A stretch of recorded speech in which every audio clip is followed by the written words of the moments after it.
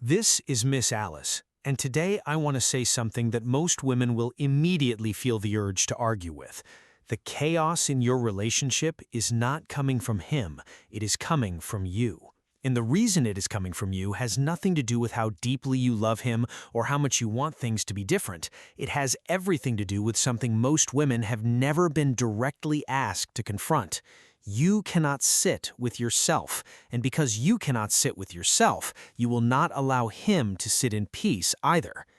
Here is something that is almost universally true about men, something women consistently underestimate.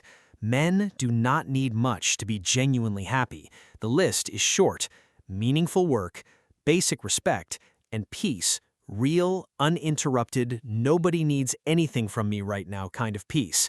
Give a man those three things, and he will build a life worth living. Give him peace, specifically, and he will give you everything he has. Most women understand this on some level, and most women who genuinely love their partners truly want to give them that peace. But wanting to give someone something and actually being able to give it are two completely different things. And this is where the honest conversation has to start. I want you to try something with me. Imagine a man sitting alone in complete silence for 1 hour. No phone, no television, no conversation, nothing to do, just him and the quiet. You can easily picture it. You have probably seen it before. It is not strange. It is not evidence that something is wrong. It is simply a man being completely comfortable inside his own stillness. Now imagine a woman doing exactly the same thing, sitting alone with nothing but her own thoughts for a full, uninterrupted hour. The image changes, and if you're honest with yourself, you already understand why. For most men, silence is where restoration happens. The mind settles down, the day gets processed, the nervous system finds its way back to baseline. Silence is not empty for a man, it is productive in the most essential sense. It creates calm. For many women, silence is where the discomfort starts. When everything happening around her becomes quiet, everything happening inside her becomes louder. Thoughts that were easy enough to manage while she was busy suddenly became impossible to ignore. Once there is nothing left to distract her from them, the worries rise to the surface, the replays begin, the questions she has been avoiding start circling back with nowhere left to hide. Sitting alone with her own thoughts is not restful for a woman who has never learned how to do it. It becomes uncomfortable in a way that grows stronger the longer the silence continues. And this is where the relationship ends up paying the price. A woman who cannot tolerate her own internal silence will struggle to allow external silence to exist around her, because sitting in a quiet room while her thoughts become louder is an experience she has never developed the tools to handle.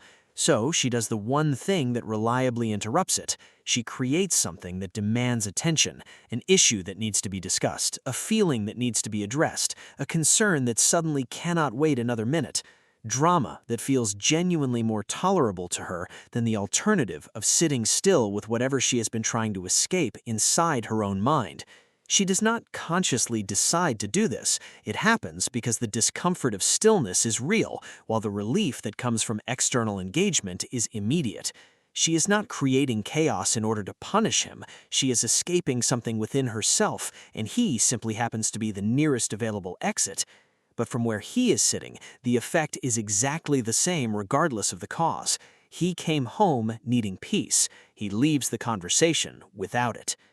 Again, the pattern becomes simple once you learn to see it clearly.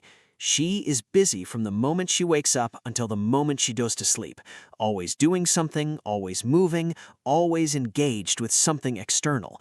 And as long as she remains in motion, she's fine. The activity keeps the internal noise at a manageable distance. But the moment the activity stops, the moment the house becomes quiet and there is nothing left on the list and he is sitting peacefully while she has nothing left to focus on, the thoughts rush in to fill that empty space. And instead of sitting with those thoughts, instead of feeling the discomfort and allowing it to pass, she reaches for the quickest relief available. She starts something with him. It could be a conversation that doesn't actually need to happen tonight. It could be a problem that has been manageable for weeks, but suddenly feels like it cannot wait another minute. It could be a question designed to pull him out of his silence and bring him into engagement with her. It could escalate into a full argument before either person even understands how.